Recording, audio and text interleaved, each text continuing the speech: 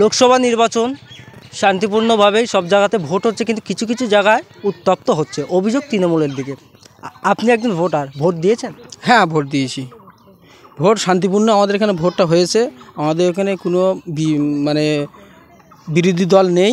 আমাদের এখানে আরামসে সব ভোট ভালোভাবে হয়েছে। মানে আইএসএফের কোনো এজেন্ট নেই? আইএসএফের কোনো এজেন্ট নেই। কিন্তু একাধিক এলাকা উত্তপ্ত হচ্ছে, অভিযোগ তো করছে তৃণমূলের বিরুদ্ধে। তৃণমূল উত্তপ্ত করছে, তৃণমূল উত্তপ্ত করছে, যেখানে করছে সেখানে করছে। তাই বলে যে আমরা করতে হবে, আমাদের কোনো মানে বিরোধী নেই, তাই কীভাবে উত্তপ্ত করবে, এটাই আমরা বলতে চাচ্ছি যে আমাদের শান্তিপূর্ণ ভোটটা হয়েছে, এটাই আমরা ভালো লাগছে। দর্শক, আপনারা দেখছেন পাবলিক বাংলা, আর এই মুহূর্তে রয়েছি ক্যানিং পূর্ব বিধানসভার শাকশহর অঞ্চলে। অভিযোগ তৃণমূল কংগ্রেসের বিরুদ্ধে।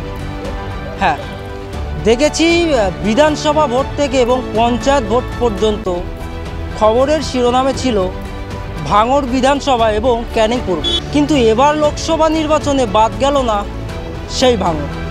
দফায় দফায় উত্তপ্ত হচ্ছে গোটা এলাকা। এটাই কি শান্তিপূর্ণ ভোট, নাকি অন্য কোনো গন্ধ? একাধিক মানুষ তারা সেই যাদবপুর লোকসভা কেন্দ্রের প্রার্থী আইএসএফের অ্যাডভোকেট নূর আলম খানের জড়িয়ে ধরে কান্নাকাটি করছে। তাহলে সেই সাধারণ মানুষের চোখের জল কি বলে দিচ্ছে পার্লামেন্টে যাচ্ছে আইএসএফ?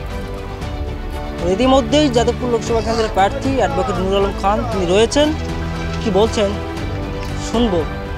দফায় দফায় করে চলেছি, কিন্তু সসটা আমার প্রাণটা রেখেছেন, তাই আমার প্রাণ যাচ্ছে না। হয়তোবা আমাকে লোকসভায় যাওয়ার জন্য রাস্তা তৈরি করছেন, সেই কারণে এত বাধাবিঘ্ন আসছে আমার। আমি এসব সমস্ত বাধাবিঘ্নকে অতিক্রম করে যেতে প্রস্তুত আছি। আজকে যে এই এলাকাটা উত্তপ্ত হলো, তাহলে এইখানকার জনসাধারণ মানুষ কি সাক্ষী দিচ্ছে আপনি পার্লামেন্টে যাচ্ছেন? 100%। শুধু এখানকার নয়, যেখানেই ফোন করছি ওরা কেঁদে কেঁদে বলছে, ভাইজান আপনি পার্লামেন্টে আছেন, এটা কনফার্ম। আমি কেন কী করে বলছেন? পুলিশকে বলছি, আপনি কোন কেসে আমাদের এজেন্টকে আটকাচ্ছেন? অ্যারেস্ট মেমো দেখান, আপনার ফটিয়ার নোটিশ দেখান, আপনি কোথা থেকে নিয়ে এসছেন, কোন কাউরে তা দেখান, কোন কমপ্লেনের বেসিসে। পুলিশ কিন্তু দেখাতে পারছে না। পুলিশ নির্বাক দর্শকের ভূমিকা পালন করছে। এই চটি পুলিশকে, এই রাজ্য পুলিশকে ঘৃণা জানাই, থুতু ফেলি আমি। চাচা, কি বলবেন এই প্রার্থীকে আজকে সাথে পেয়ে কতটা আনন্দিত? বলার নেই একদম। আমরা তো অত্যাচার করেছে আমাদের, কিচ্ছু বলার নেই। এই যে চোখের জলেই কি বলে দিচ্ছে পার্লামেন্টে যাচ্ছে, দিল্লিতে যাচ্ছে? ইনশাল্লাহ আমি দোয়া করবো। কি বলবেন? ষষ্ঠার তো এটা নির্দেশ ছিল, ষষ্ঠার নির্দেশ কিছু হয় নাকি? উপরওয়ালা চেয়েছেন দিল্লির পার্লামেন্টে যাচ্ছি আপনাদের হয়ে কথা বলার জন্য।